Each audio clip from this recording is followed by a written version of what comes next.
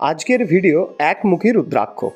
একমুখী রুদ্রাক্ষ ধারণের ফলে আপনার জীবনে তা কী কী প্রভাব ফেলতে পারে বা কোন গ্রহের প্রতিকারের জন্য এই একমুখী রুদ্রাক্ষ ধারণ করা হয় সেই বিষয়ক আজকের এই ভিডিও। কিন্তু এর আগে আমি একটি রুদ্রাক্ষ ধারণ নিয়ে ভিডিও বানিয়েছি, সেটি অবশ্যই দেখবেন, কারণ রুদ্রাক্ষ সবাই ধারণ করতে পারে না। তার ধারণ করার একটি সুনির্দিষ্ট প্রসিডিওর রয়েছে, সেটি ব্যতীত আপনি রুদ্রাক্ষ কিন্তু ধারণ করবেন না। এটি আপনাকে ফল তো দূরের কথা, শুভ ফল তো দূরের কথা, এটি আপনাকে কিন্তু নরক যন্ত্রণা পর্যন্ত দিতে পারে যদি আপনি এটিকে সঠিক প্রসিডিওর না মেনটেন করে ধারণ করেন। তো চলুন আজকে সেই একমুখী রুদ্রাক্ষ সম্বন্ধিত কিছু তথ্য জেনে নেওয়া যাক। প্রথম, এই একমুখী রুদ্রাক্ষকে সাক্ষাৎ রুদ্র বা শিব বলে ধরা হয়ে থাকে। মন্ত্র, মহার্ণব বা এই নির্ণয় সিন্ধু, এই সকল শাস্ত্রেই এই একমুখী রুদ্রাক্ষকে সাক্ষাৎ শিব স্বরূপ বলে অভিহিত করা হয়েছে। এই একমুখী রুদ্রাক্ষ সর্বসিদ্ধিদায়ক ও মোক্ষপ্রদায়ক।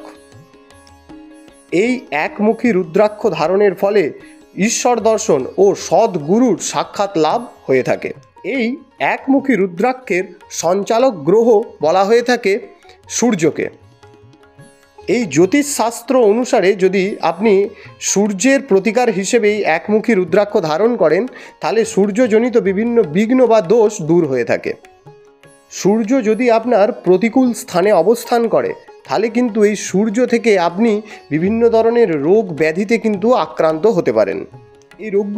এই রোগগুলি কি কি হতে পারে?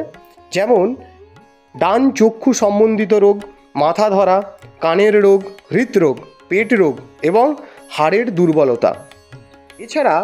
এছাড়া আপনার এই সূর্যজনিত কারণে অনেক কিছু আপনার জীবনেও প্রভাব ফেলতে পারে। কীরকম? আপনার আধ্যাত্মিক জীবনে বা আধ্যাত্মিক উন্নতির পথে কিন্তু বাধা হতে পারে। ব্যক্তিত্বের অভাব আপনার মধ্যে দেখা দিতে পারে। নেতৃত্ব প্রদানের অযোগ্যতা আপনার মধ্যে দেখা দিতে পারে। সমৃদ্ধি লাভে বিঘ্ন ও অন্যান্য অসুবিধা ঘটতে পারে। এবং এই ঘটা থেকে আপনি প্রতিকার পেতে হলে একমুখী বা দ্বাদশমুখী রুদ্রাক্ষ ধারণে এই সমস্ত রোগ ও অসুবিধা আপনার জীবন থেকে দূর হতে পারে। এই ছিল একমুখী রুদ্রাক্ষ ধারণের ফলে আপনার জীবনে এই একমুখী রুদ্রাক্ষ কী কী প্রভাব ফেলতে পারে সেই সম্পর্কিত কিছু সামান্য তথ্য। তো আজকের মতো এইটুকুনি। জয় গুরু, জয় মা।